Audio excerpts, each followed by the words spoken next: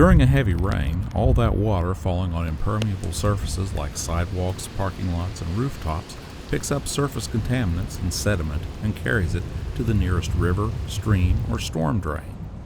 That's a problem for cities like Huntington and many other West Virginia cities with combined sewer systems, where domestic sewage, industrial wastewater, and stormwater all travel through the same pipes to a treatment facility. Major rain events can sometimes overwhelm the system, causing backups and overflows of untreated wastewater.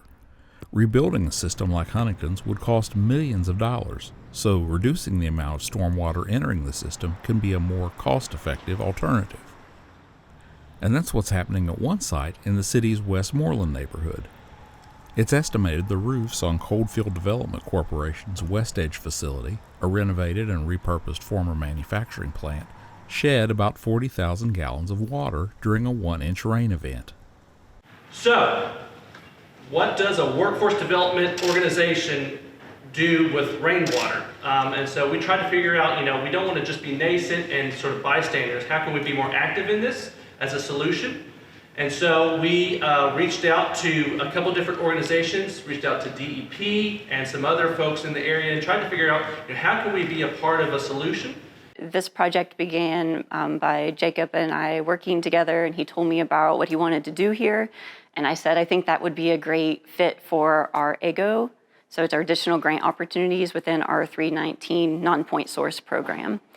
So we received those federal dollars from the Clean Water Act. And then we were able to implement programs like this that help reduce non-point source pollution across the state of West Virginia.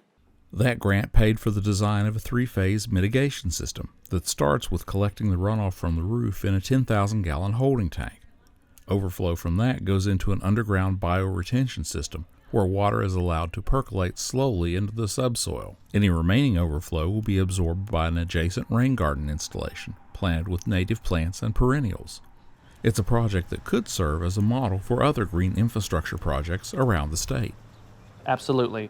And we're seeing some folks really garner some interest around this as a model for their businesses and homes as well. I'll take the example of solar. Right now we're underneath the largest nonprofit-based solar installation in the whole state of West Virginia.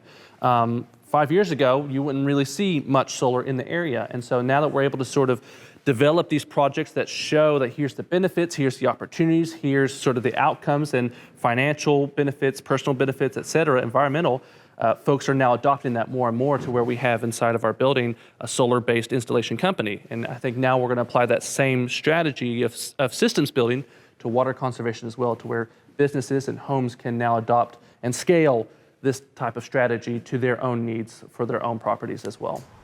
Construction of the catch basin and rain garden is being funded by a $185,000 grant from the American Water Charitable Foundation through its Water and the Environment Grant Program.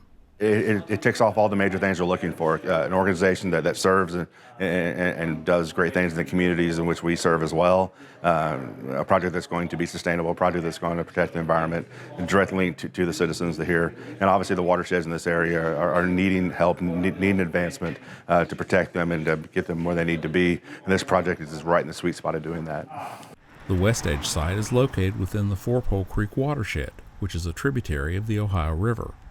Construction on the project is planned to start early next year and should be completed in 2024. To find out more about the programs of the DEP's Watershed Improvement Branch, visit our website, dep.wv.gov, and type Watershed Improvement in the search box. For Environment Matters, I'm Mike Huff in Huntington. Thanks for watching.